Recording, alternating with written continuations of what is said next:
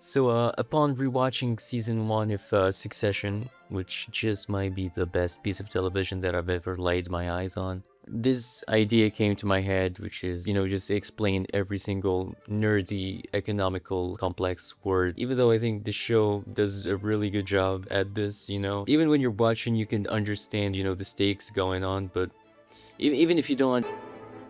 Starting off with the show's name, which is basically the whole premise of the show. Succession in a business or legal context refers to the process of transferring power, leadership, or ownership from one person to the next, and that person will become a successor, the person who takes over. Name a successor? Uh-huh. That could be good. Just like in the show, we all just want to know that's who is the successor, who's going to, take the company or the inheritance, or it's like an inheritance. Committee know of the family's position, and pending board approval, we can announce. Basically, in every episode of the show, you hear people talking about the board. Some people want to get a seat in the board.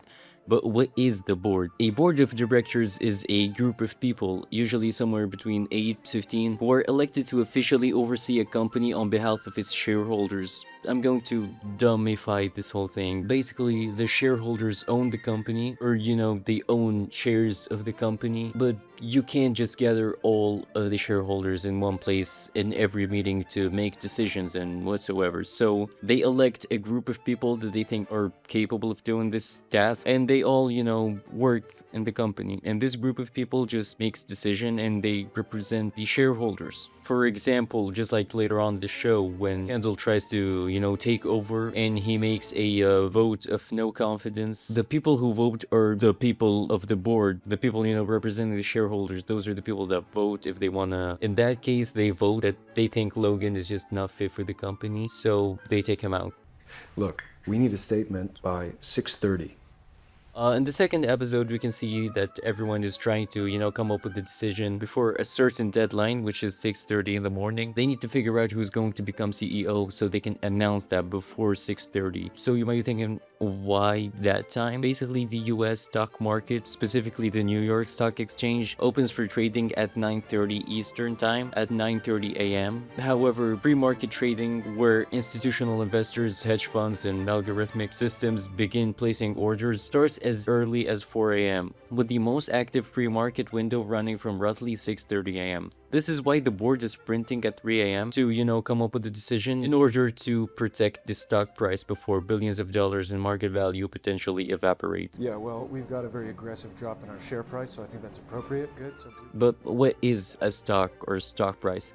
A stock or share represents a small piece of ownership in a company. When a company is publicly traded, meaning anyone can buy or sell pieces of it on a stock exchange, its share price fluctuates based on how investors feel about the company's future. So if people are confident, the price goes up. If they're scared, just like in this case where the CEO or Logan Roy had just had a stroke, the price goes down.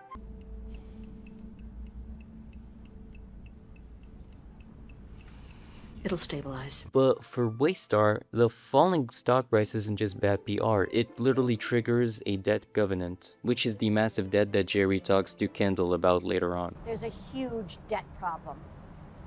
What do you... No. Yes, No, there's three, not. $3 billion. Fuck off.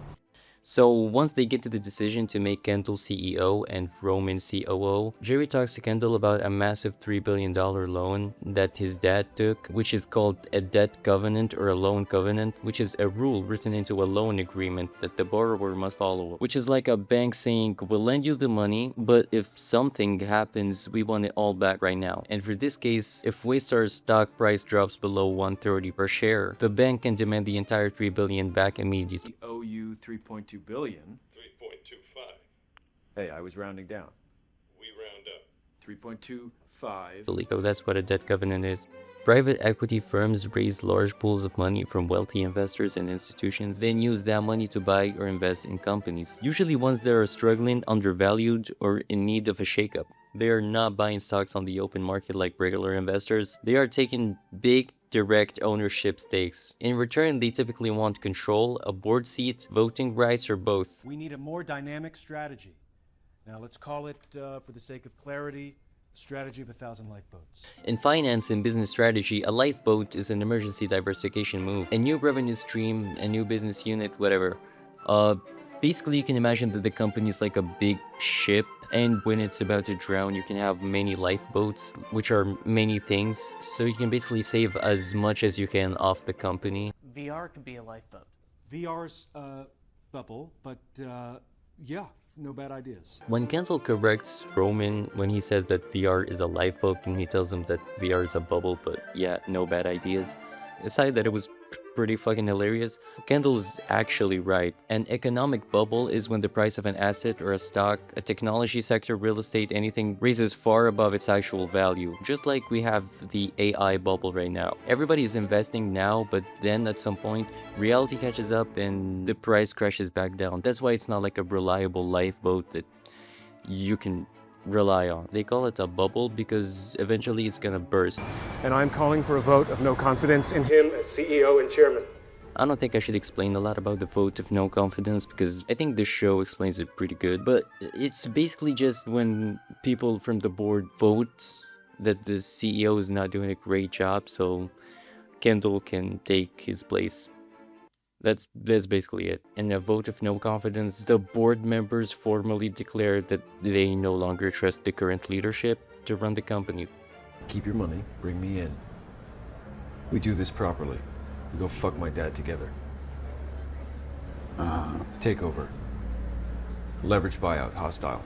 A leveraged buyout, or LBO, is when a company or a group of investors buy another company using mostly borrowed money, like a debt or leverage. The idea here is that instead of paying for the whole thing out of pocket, you put up a small amount of your own cash and borrow the rest, using the target company's own assets and future cash flows as collateral for the loan. Nope. You'll never retreat. It'll be hostile, hostile, hostile. A hostile takeover is when a company or group of investors tries to take control of another company against the wishes of its current management. The existing leadership, in this case Logan, does not want to sell or cede control. The acquirers go around them by buying up enough shares or by going directly to the shareholders to pressure the board. In the show, Sandy and Stewie are trying to take majority control of Waystar away from Logan. And a poison pill, should you consider it?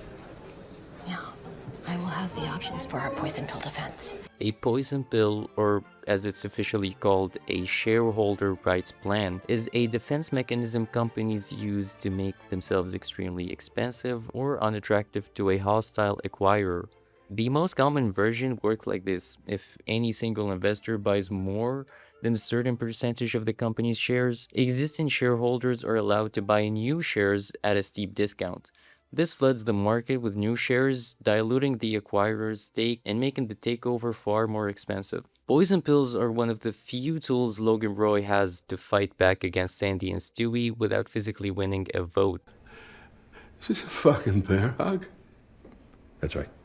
In the final episode of season 1, Kendall delivers a letter to his dad, and that letter is basically a bear hug, which is a specific type of hostile takeover move. The acquirer sends a letter directly to the target company's board, offering to buy the company at a price significantly above the current stock price.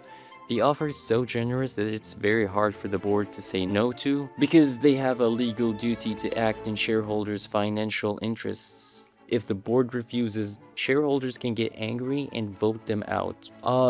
Those are all the words that I could fit in this video. I genuinely don't know if I did a great job or no, but I'm